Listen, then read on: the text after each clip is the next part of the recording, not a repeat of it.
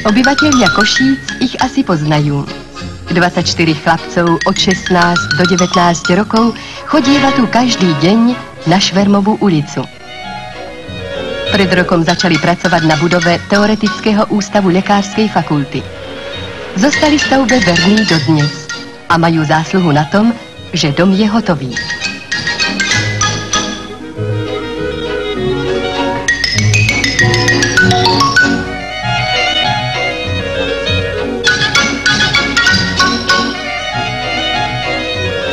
Jozef Hulic sa vyučil za murára iba pred rokom. Výborný kolektív, z ktorého väčšina študuje pri zamestnaní stavbársku priemyslovku, dostal za svoju prácu Československú cenu mieru. Nech bude takýchto brigád socialistickej práce čo najviac.